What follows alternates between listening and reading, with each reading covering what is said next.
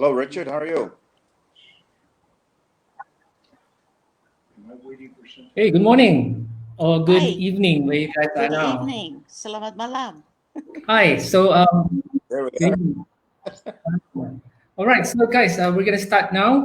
First of all, welcome to this today's show.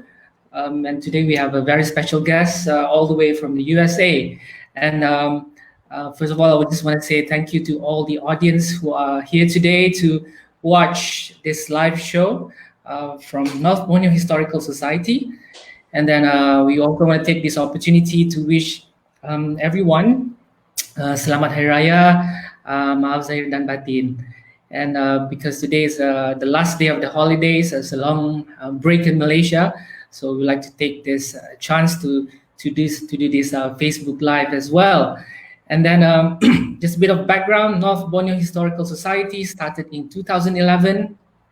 It was motivated to do it because due to the fact that it was very difficult back then to find history or resources related to North Borneo's history. So the work has been an ongoing effort. We have done quite a number of work, digitizing some of the archives, old photos, and putting them in a centralized place, which is the North Borneo Historical Society's Facebook page, where it's accessible by everyone in the world. So as you know, we have been doing these Facebook Live sessions, a couple of sessions so far, and then and today we have two special guests coming all the way from the America, Carl and Carol Traulsen.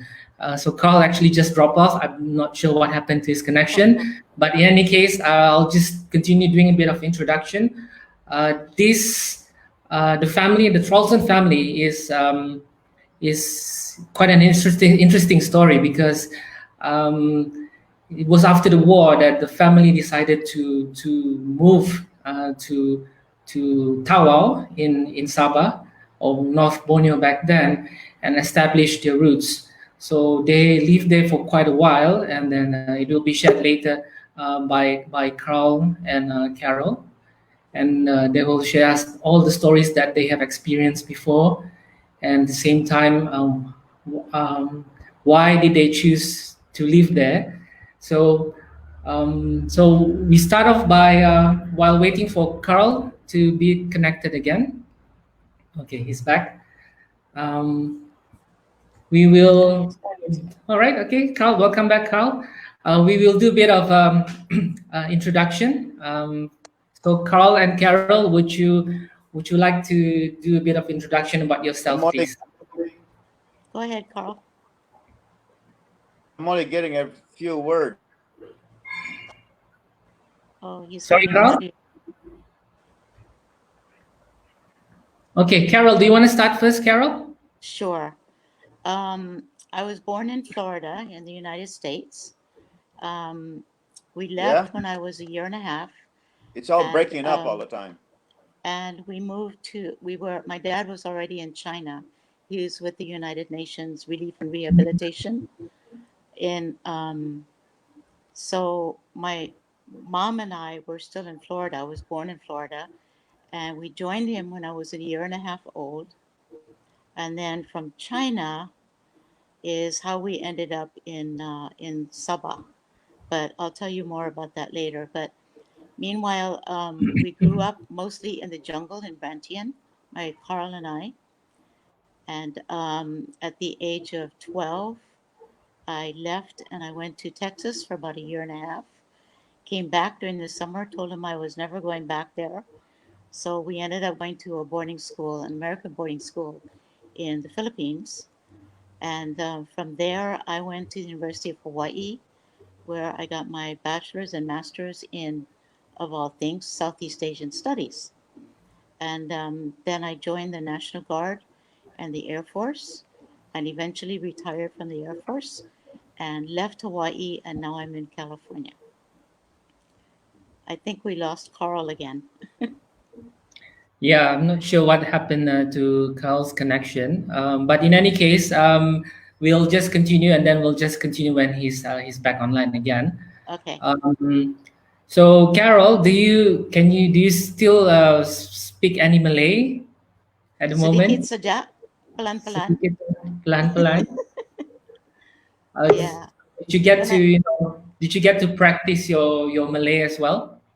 when Carl and I speak on the phone, we speak in Malay, but we find that our vocabulary is, when you don't use it a lot, the vocabulary goes. So it's a lot of English words mixed in with the Malay, but we keep trying. Antam saja. Hantam saja. I think it's not the same. I mean, even for us, I'm actually from Tawau, so even Yeah, for us, we speak Malay. It's always a mix of of all different languages. yeah, I'm sure you know that. I think yeah. we got Carl back. Okay, There he Carl, is. welcome back. Can you hear us, Carl? Yeah, Okay, Carl. can Carol you hear has me? done.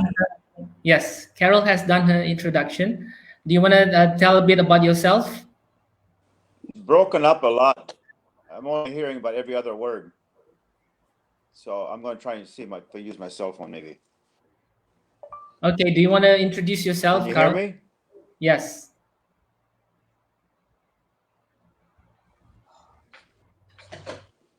I'm trying to use a cell phone because it's not working right now. I can't get Okay. here very well. I'm only hit every other word. Okay. Do you just want to continue introducing yourself? Tell me a bit about yourself, Carl. Introduce myself like I'm Carl Traulsen. I was born and raised in uh, North Borneo, but Malaysia, and right now I live in Washington State in USA. I've been here about uh, 22 years, I guess, and I'm retired from the Air Force. Lived in Malaysia for probably cumulative about 17 years, maybe, and pretty much it. I got 2 kids and about six grandchildren.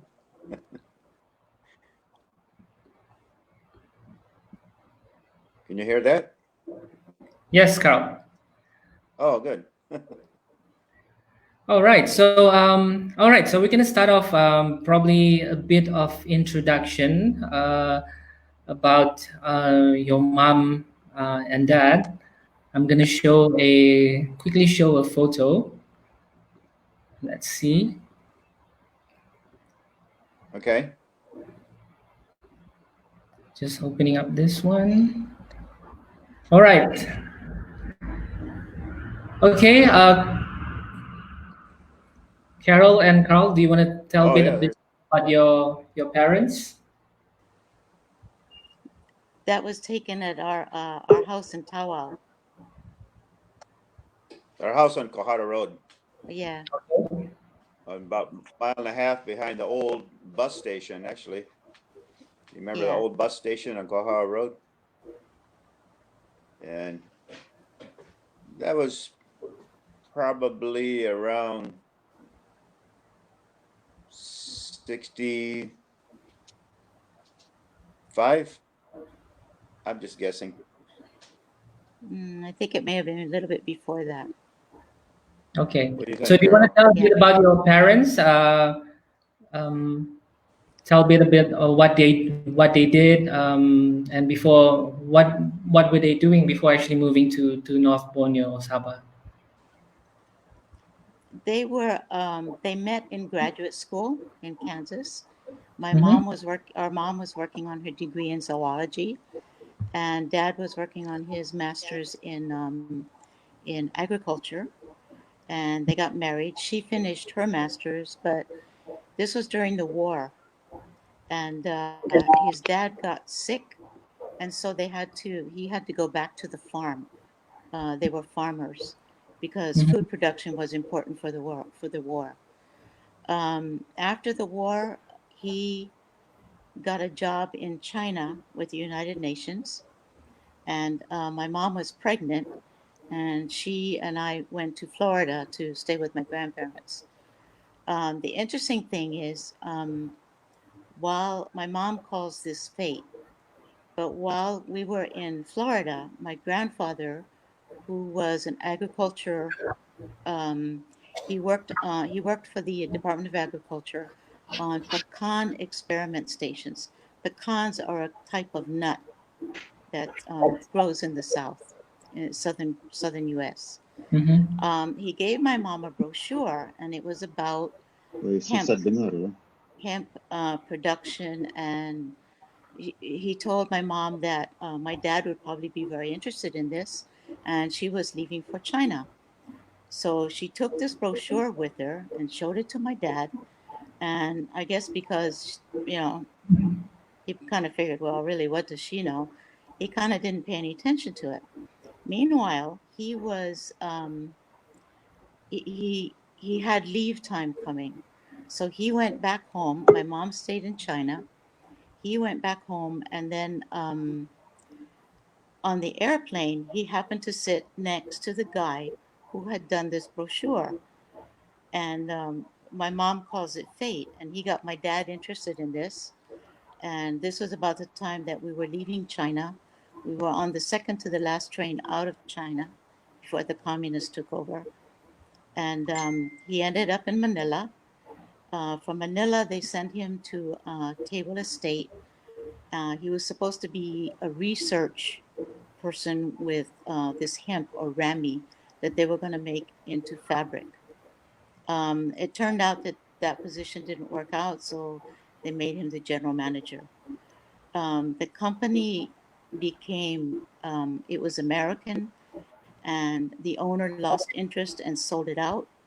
Mm-hmm. And meanwhile, the deal was that they were going to be on Table Estate for a year, and then they would, the company would send them back to the U.S.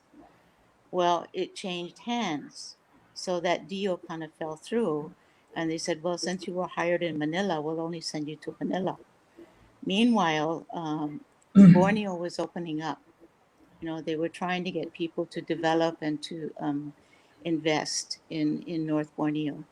So somebody talked Dad into staying, and it took a while, but we ended up in Brantian in the jungle, and we lived in Brantian until I was 12, and then I went off to school for a bit, and then Carl was there until I guess he was about 11 or 12. And when confrontation came, the Brantian was too close to guerrillas. And so the government decided that they needed to relocate the company, and they moved it closer to Tawau.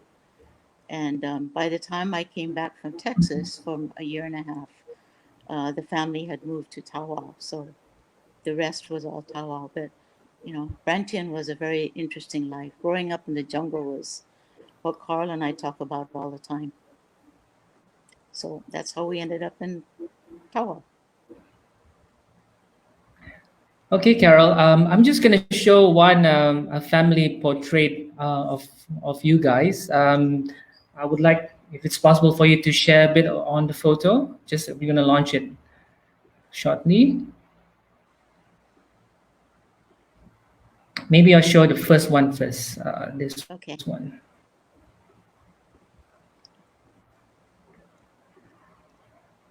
Because I really like this photo. That was taken in China. That was right after my mom and I got to China. And apparently, I didn't know my dad. I was a year and a half old, and as far as I was concerned, he was a picture on somebody's bureau. So when we got there, I decided that he was a stranger and interfering with my mom's life, and I didn't speak to him.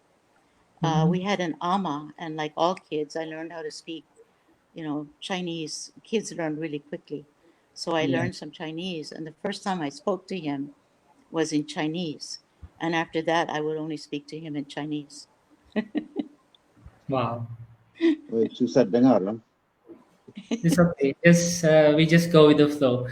So I assume the baby on the photo is you, correct? Yeah, that's me. All That's right. about And a year and a half old. year and a half old. So this was so technically your dad moved from the States, and then he went to China first. It was through that, what do you call Yes. that, the United Nations program, I believe. Yes.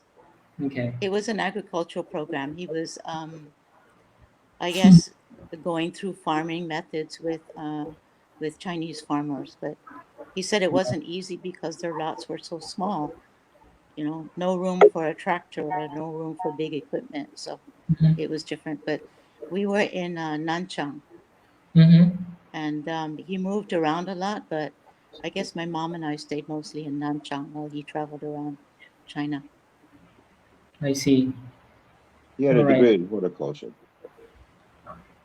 So I'm going to show another photo. It's actually the whole family picture. Let's just give me 1 second to share it. Okay. All right, Carol or Carl, do you want to tell a bit about who are the people in these photos? Yeah, well, can you hear me? Yeah, we can hear you. The one my dad told me is my brother Tom. And then there's my dad and my sister Carol, and I'm in the front there. And then there's my mother and my youngest brother Richard. So in this picture, probably about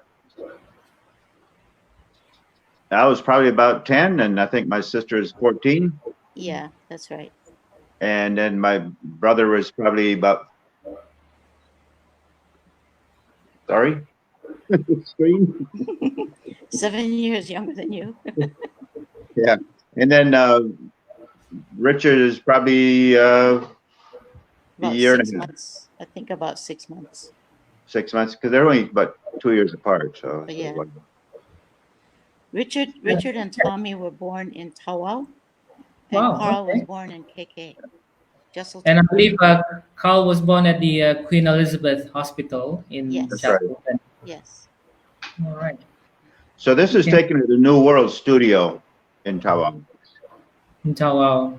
Yeah. Do you still in touch with the photo studio? I think they're still around, if I'm not mistaken. It Really? might be, yeah. Wow. Yeah. There was a time they took my picture when I had a beard, and this is slightly taboo, I guess, at the time when people were growing beards. And All right. in the 60s, you know, the Beatle time, the hippie times, I guess. And anyway, that sat in the front of the New World Studio for quite a while in that window. Okay. So I managed to get one of these photos from you guys as well. Do you want to tell a bit the story about this ship? Maybe from Carol. I think this is the one that took us from the Philippines to North Borneo. Yeah, that's it. This is how we got there. Mhm. And I forget the name of it. I thought it was the Wanderer, but that's not what I see there. I don't remember anything about that trip, though. I was 3. I was 3 when we got to Table. 3 years old. Yeah. Okay. It seems like Kumis was able to look this up and find it. I wonder find where out. yeah, that's interesting.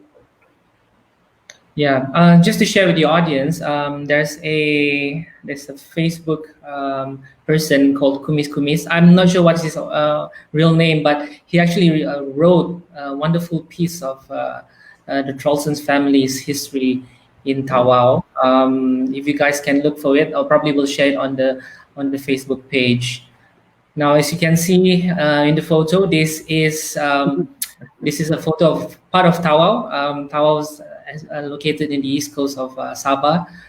It's very known for its plantations due to its fertile volcanic soil.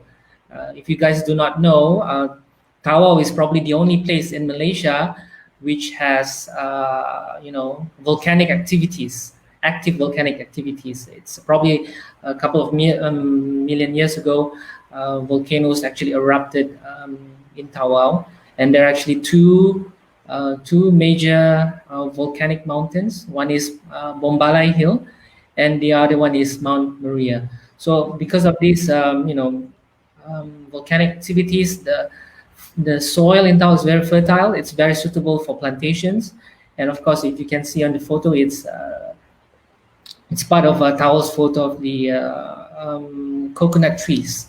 And as you know, Tawau is always known as a plantation land, as a planter's land. So it has a lot of stories related to the Traulsens family.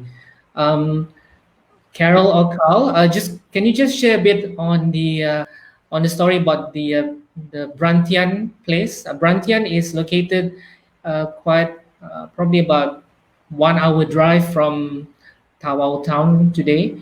It was very near to the Indonesian border. It used to have a lot of logs and forests, and then now it has been turned into huge plantations. And that's, I guess, where Carol and Carl grew up. So, in relation to that, Carl and Carol, do you want to share a bit on your stories growing up in Tawau? How was it like, especially in terms of interacting with the locals and things like that? Well, when we lived there, there was no road, so we had to go by outboard motor, kumpit, across the bay and up the river, and it took about 6 hours. And we always had to plan it with the tide. So we would go into town once a year to buy supplies, and usually around Christmas time to do some Christmas shopping. But our friends were, the local kids there. They were Malay, they were Filipino. In Tawau, when we went to St. Patrick's for a little while, we had Indian friends. Like I said, Chinese, Dusun. So we grew up very, very Malay. We were completely bilingual. We would dream or speak or think in Malay, depending on what popped into your head at any time. But it was Carl and I we did laundry in the river down below our house, and Carl and I would bathe in the river, and actually it was more like playtime with a bar of soap. We would play in the river with a bar of soap, and that was our bath. But it was very different. You wake up in the morning to the gibbons in the trees. The musang. Musang. We grew our own fruits and vegetables, and we had to harvest them really fast because sometimes the monkeys, the munyet, would come in and eat stuff, or the musang would eat the papayas and the bananas. We ate all kinds of meat: belanduk, pichang, wild boar, wild deer, sometimes tambada, the wild buffalo, which was very, very tough. And ular Jawa. We ate ular Jawa too. Yeah. We've also eaten python. Biawak. And we had biawak. Oh yeah. And I don't know. So we've already done our camping. We don't need to camp anymore. So how is it like? I mean, compared to the typical American would be living the Americana life. Don't you think that you guys miss that part of the growing up to be a typical American? Oh yeah, no doubt. Well, but at the same time, we didn't know anything different because this is where we grew up. It's not like we went from America to, as young adults or as adults. For my mom, I think it was very different. She learned how to cook, local foods because that's all we had. She loved the jungle. She loved the peace of the jungle, the peace and quiet. Our biggest We share a degree in duality too. Yeah, yeah. But our biggest concern always was rain, because sometimes it would rain and rain and rain and rain, and the river behind our house would back up, would flood from the big The river where Babito there were River. crocodiles. Yeah, it was called the Bibito River. We can't find it on the map anymore. But one time it flooded and it backed up, and Carl and I were, this is where we took our bath, but you know, we couldn't do that when it was flooded. It was too dangerous. Mhm. But then right after that, this huge biawak, the size of a crocodile, was starting to float, was floating down the river. My mom saw it. She ran and she got the gun. And I don't know how much shooting practice she had had, but she was standing up on a cliff and She shot the couldn't get a biawak gun. right between the eyes. She said she never shot a gun before that. Oh, she never did. That's right. And because our dad wasn't home at the time, and she had to prove that she had done this. So Carl and I had to go down to the river and drag this biawak up up the stairs up to the house, so that we could show my dad that our mom had, you know, shot the biawak. Yeah. And then Richard, we ate it. Wow. We had Okay. we had curry biawak. Yeah. Well, there's a case where we had a python that filled our chicken house and killed 4 chickens. Oh yeah. And my father had a Japanese sword that he used to kill the python. And so, of course, we ate the python. And since the chickens were fresh, we ate them too. Wow. But they weren't swallowed yet. It was really hard raising chickens though, because we had hawks and biawak. Yeah, And they that's would come up and they would eat all the. We tried ducks, and the ducks were in the river, and I think they lasted about 2 days. Yeah. But the biawak got them. yeah. I used to live in a plantation as well, so I had Yeah. similar experience, with the snakes and of course with the biawa or monitor lizard. Um, and how about in terms of living in a quite a place quite far from town? How about in terms of your neighbors and your local friends? Um, yeah, did you get to interact with them or play with them? All Yeah, the well, time. that's all the Yeah, time. That all the was our time. friends. Yeah. I mean, yeah, sure, you're maybe the boss's kid, and so they have that bit of a distance, in a way. But other than that, we played all the time, barefoot, and just like one of the locals, Yeah. actually. We had Yeah. we, Mhm. we we used to use tennis shoes, and because we only went into the town once a year, if our feet grew, we would cut the toes out of the tennis shoes, and that was our, So by the time we went into Tawau, and we went to Bata shoe store, once a year we would get our shoes, but before that we were cutting out the toes so that our toes could grow out of the shoes. So the shoes became slippers. Yeah. Yeah, become sleep out. Yeah. Masuk jadi slipper. So Carl, do you want to tell a bit of story about this photo taken? I think this is you, right, Carl? Oh, that's me. Yeah, I'm just clowning around. Probably that's two Leyland logging trucks, and that's Umar. It's filling up the radiator there. He drives those trucks usually, and also he did mechanical work for us too, and drove the tractors some. Anyway, that's in the front yard over on Kohara Road. So we used to walk through those coconut trees to the St. Patrick's School, where I went to school for a little while. Yeah. And my dad built a path there with a BTD6 tractor, and there'd be big termite mounds. And when you push the termite mounds, you'd find the cobra snakes in there because they would live in those termite mounds. So yeah. And then we went through, in order to get to St. Patrick's, we went through there, and then we had to go through a little village, and they had geese, So the and the geese geese would, the geese chasing you. we Yeah, would the ride Chinese company that's over there. yeah, we would ride our bikes, and the geese would chase us on our bikes. So it was always very exciting going to St. Patrick's. We had to, watch out for cobras, and we had to run away from the geese. Oh, there were cobras on that path many a times when Oh, you're riding yeah. a bicycle. Yeah, They try there to dry off because it's, try to find a dry spot and the sun Yeah. could come through between the coconuts. And they'd be on that trail a lot of times. Yeah. How about in terms of getting the daily necessities?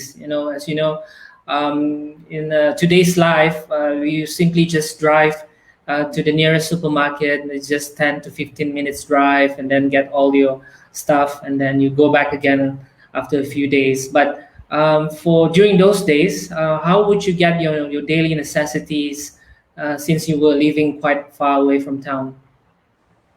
Well, in Brampton, we only went down there to town maybe once a month or so. So we no, did a well, lot of actually, provisions. once a year is when we bought all our main staples, the Yeah. rice and the flour, and you had to store it really well But- because the rice and the flour would get bugs in them.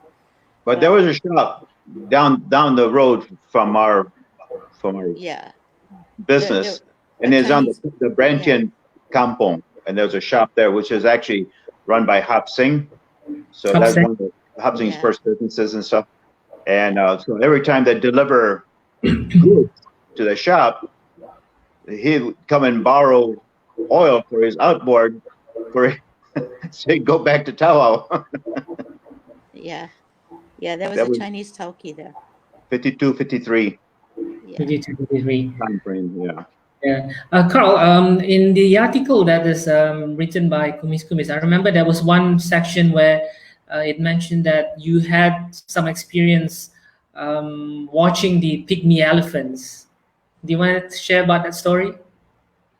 Oh, my mother would wake me up early in the morning, say 3 or 4 o'clock in the morning, to go and see if we could find the pygmy elephants, because the employees would say that they're out there. They could see the elephant dung out there, and they would be the markings more or less. So we go out early because they say that's when they're coming out, and we'd sit on this ant mound waiting for them to come out, but we never really saw them. We They just saw never the s- fresh yeah. dung, and they were fresh because there's teeth still coming out the dung, but we couldn't find them. And Yeah. I Okay. wasn't necessarily relaxed trying to wait for them to come out either. Yeah.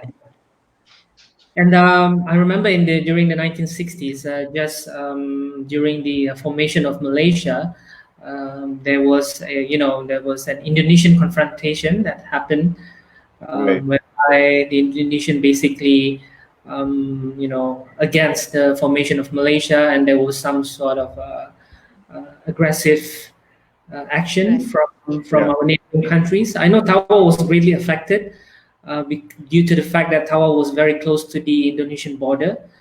So do you guys want to share a bit of the stories back then during the confrontation? I know it was quite tense. We even actually got support, military support from the UK and even Australia as well. Yes. They actually set up a camp, a headquarters right there in the Brampton village. And every so often they'd find these people, and they actually had a whole setup right there, right in the Brampton village at one point. But they went right through Calabacan. So Calabacan is actually closer to Indonesia than we are, and we're right next to Calabacan. So how was that? Do you have to to be really careful when you're out while you do your work, while you're out going to the town as well, for example? You mean during confrontation? During confrontation, yes. Well, Well, actually, that's why they moved us, because they couldn't take care of us. So that's why they moved us to the estate closer to Tawau. And they Yeah. gave my dad the equivalent land. It was called Carito, the new estate, but they could not, they couldn't assign people to take care of us, to keep us safe. So that's why they moved us. but my father was looking for land in all different areas. Actually, he went up to Apas, and then he went up to Table, and at the end, he settled this land by Table, which is above by Burut, table between there, and it's very fertile. So we're fortunate to get that land. Actually, it's right next to all that volcanic soil. Right. And what were the crops were planted at that plantation? Mostly palm oil, and Yeah. we were going to plant a little bit of white pepper, but that didn't really materialize. And then we're going to plant some cocoa, but we ended up just planting all palm oil. And we did sawmill. We logged the land and planted into palm oil, so we're selling sawn timber too off that land. So umas, the camp over there, all that timber for that camp was actually came from Carrito. Okay. Yeah, I'm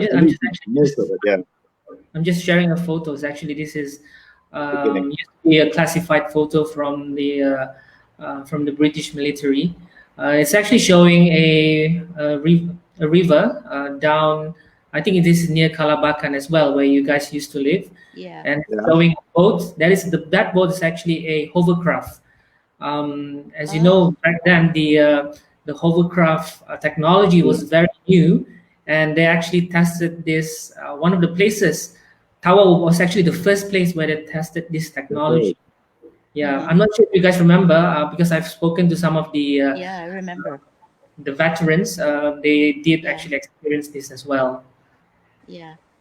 So just a side note, the company I used to work over here in Olympia, Washington, there's an older fellow here, a British fellow, and he knew a guy that went to Tawau to test these hovercrafts. Wow. He actually went to school with him. So it makes it a small world. Really cool. I mean, even back then you already felt small, but nowadays it's like it's much smaller.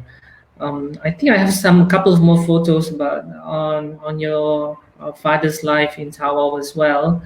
Let me check. I have probably I better show this photo first. 1 second.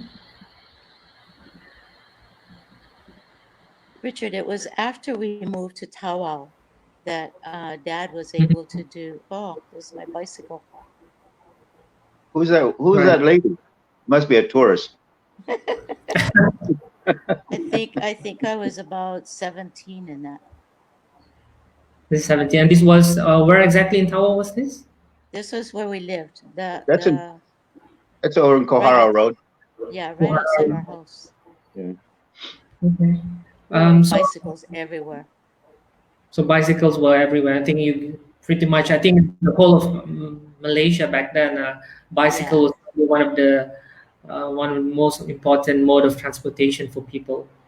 I think when we went back for our dad's funeral in 1994, the first thing I thought was, "Oh boy, I'd never ride a bicycle here anymore."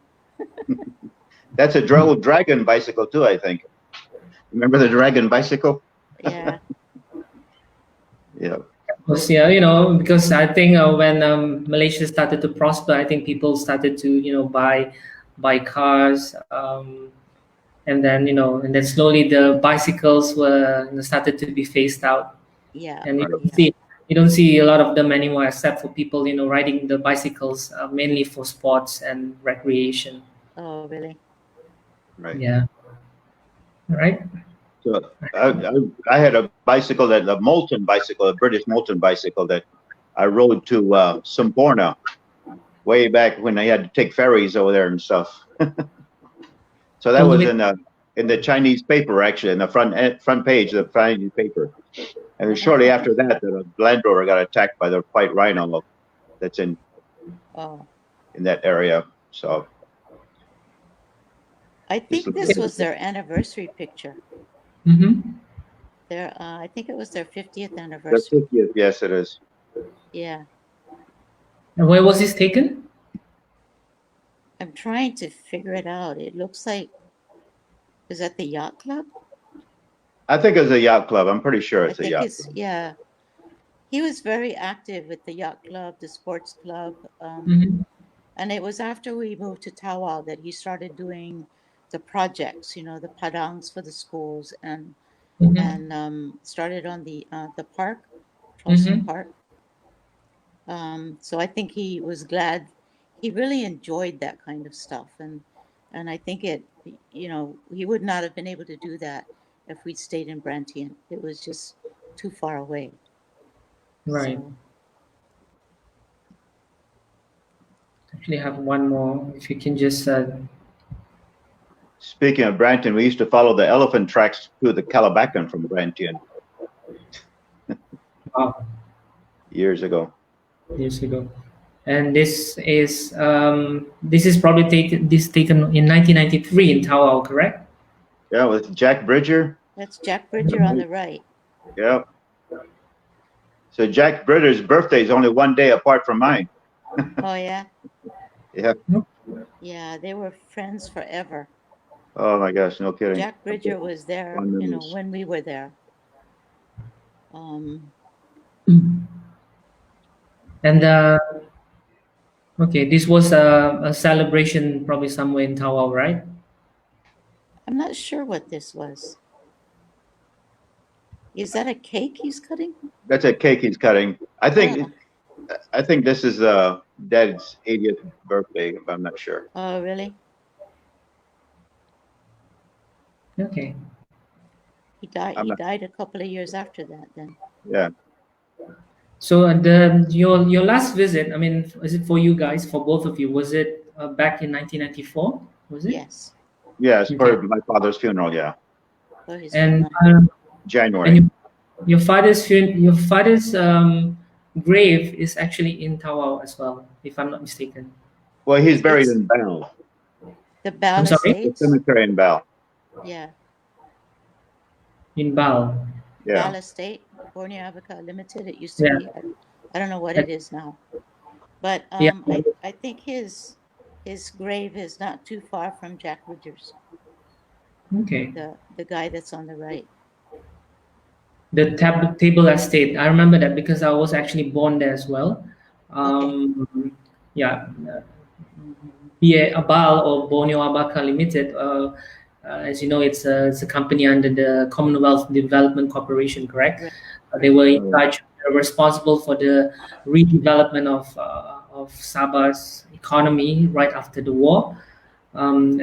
Huge plantation, and then eventually Bal was sold to Golden Hope Plantations based in West Malaysia, and then eventually it changed hands to, now I think it belongs to Simon Darby Plantation. Oh. Right. Yeah. So Well, Simon they Darby. bought. Sorry? After he died, Mhm. they bought the Carito, our estate. Right. So Carito was the last purchase for Bell before they sold it again to Golden Hope. Yeah. And I think it's mostly done as a courtesy just for us because they knew Dad for so long. Yeah. Okay, so we're gonna open up some questions from the audience. I think a lot of people have quite interesting sharing. Some of them ask some interesting questions as well. Okay, one question. This is actually a comment from Mr. Alan Tong. Horace Traulsen contributed so selflessly to the local Tawau community using his own resources unconditionally. Yes, that's correct. Yes. Thank You you, wanna- Alan. You wanna Well, thanks very much. What a nice compliment. Yeah. But he loved doing that. He really enjoyed it. He liked, you know, he was so good at building roads and padangs, and it was, but he really enjoyed doing. Yeah, he did. And I actually have a photo that I want to share. So there's this one part in Tawau actually, but just it's a coastal highway. It's a very short coastal highway, and Tawau people usually just call it highway because it looks like a highway, but it's just a dual carriageway, whereby it was actually named after your family's name. Firstly, they name it as Besiaran Traulsen or Traulsen Drive, and then now they have actually upgraded upgraded the whole place, and now it becomes Taman Traulsen. Oh. So if you want me to jaw up a little bit in Bahasa, I can try. It's up to you. Okay. If you want to know English. Okay, boleh. Do you want to try? Yeah, I don't mind. I mean, I can throw some words in there, but I'm just wondering who the audience is supposed to be. So It's okay. might Just do it. okay. Okay, go. So you just by a question, I can answer with a question, or what, or how do you want me to do it? Anything that you want. It's the floor is yours, Carl. The floor's mine.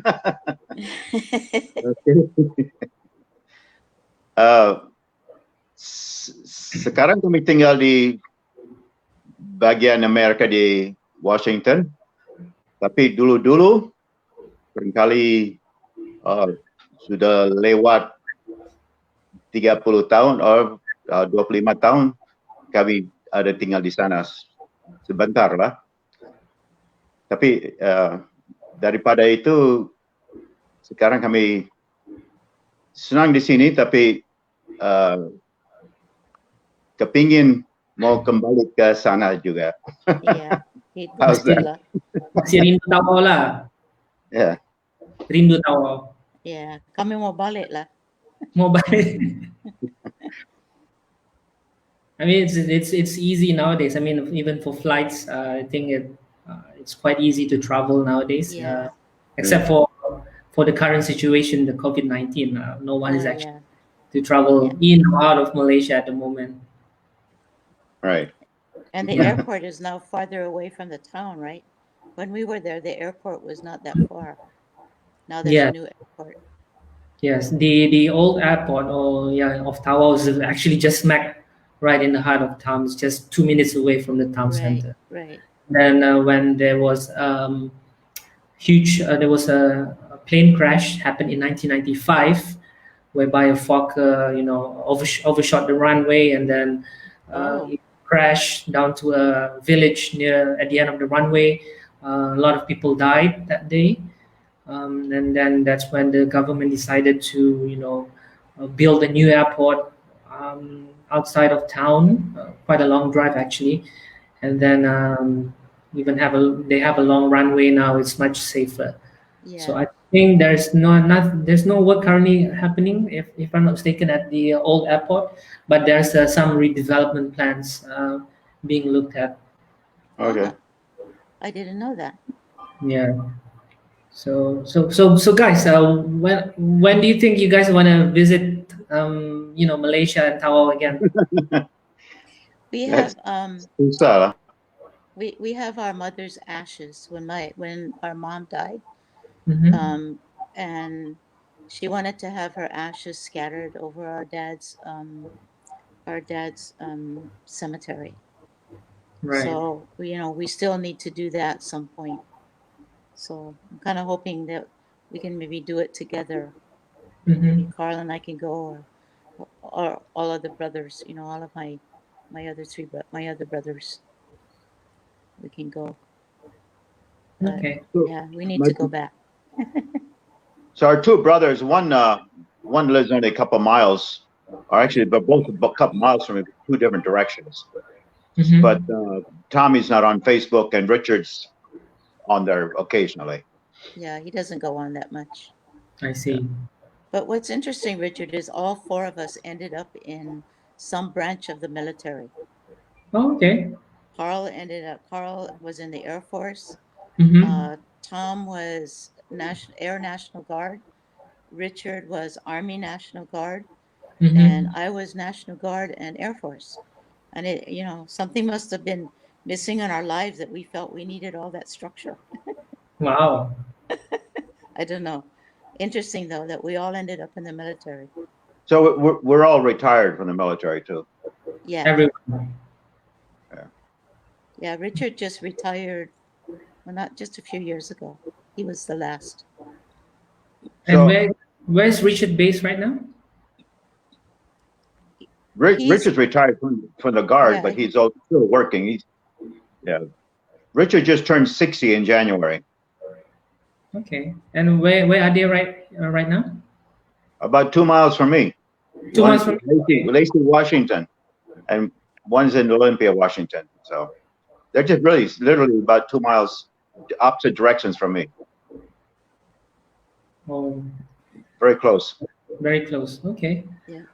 Okay, I think we still have about 1 minute before we end the session. I know it's late for you guys. Do you guys have any message to our audience, to the people of Sabah, Tawau, or probably Malaysia? So really quick, I just want to say I got married in Kota Kinabalu, the same church I was baptized in. So my wife is from New York, but we got married over there, and then we drove across to Tawau from KK, and both of us are retired from the Air Force. So that's where I met my wife, in North Carolina. North Carolina. What year was that when you came to KK? We got married in 77. 77. December 77, 10th December. Okay. Carol, Mhm. We really appreciate this, Richard. Carl and I really enjoyed talking about our experiences, and it's kind of hard to talk to people here because they don't understand. So it's Mhm. nice to be able to have an audience in Malaysia that maybe knows what we're talking about, but we do miss it. We miss it a lot, and we talk about it all the time. And the neat thing about Facebook is that we're now in contact with some people that we grew up with. And without Facebook, we never would have, we never would have done that. And through our technology now, I remember when I went to college, it was so expensive to call back Malaysia. And it was so difficult because sometimes the tower operator didn't speak English very well. So I had to translate for the American operator and the Malaysian operator to get the phone call in. And now look, we can call for free. Yeah. Now we're talking all over the place for free. It's just amazing. I went to high school in Missouri, and your college over there, and I used to call on a payphone back to Malaysia, and it was $12 for 3 minutes. The weekends it'd be $9, and 3 minutes goes up in no time, and you had to pay with quarters in the slot machine, or in the slot for the phone. I mean, not the slot machine, but almost like a slot machine. Yeah. You have to put in coins inside. Yeah, I Yeah. remember. Yep, 67 when I first went to Missouri. Yeah. Yeah. Different world. Different world. Yeah. So Alan said, "Come over soon. We'll have nasi lemak and chicken rice." Awesome. Yeah. Last thing And kari ayam. would be great. Kari ayam. Kari ayam. And I know Tawau is very famous for its nasi kuning, the Yes. yellow, right? Yes. Yeah. And satay, one of the best satays around. Oh, yeah. Used to be. Yeah. I mean, if you talk about Malaysia, it's always about the food, right?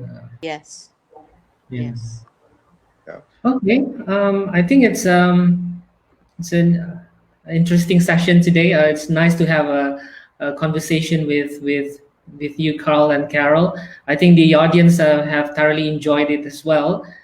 For those who ask whether this is recorded or not, yes, it is recorded. And you guys can feel free to ask. If you guys are keen to have another session, we can always arrange it. Carol and Carl will happy to share their experience. Probably we can talk more of the details in the next Facebook Live session. If you guys have any questions or suggestions, please feel free to send a message to our Facebook page. We'll be happy to conduct any kind of Facebook Live sessions with anyone who can talk about the history, about Sabah, about wherever it is from. And once again, Carl and Carol, thank you very much for today, or for tonight. Thank you. Yes, Thank you. we'll talk. Yeah, so please keep in touch. Please do continue share your stories with us, and hopefully we can set up another session soon. All right. All right. Okay. Thank you. Thank you very much. It was fun. I enjoyed this. Okay. All right. Bye-bye. That's great. Bye-bye. Everybody take care and stay safe. All right, then. Take care, guys. All right. Bye-bye. Thank you again to all the followers of North Borneo Historical Society. Take care. Yeah. Very good.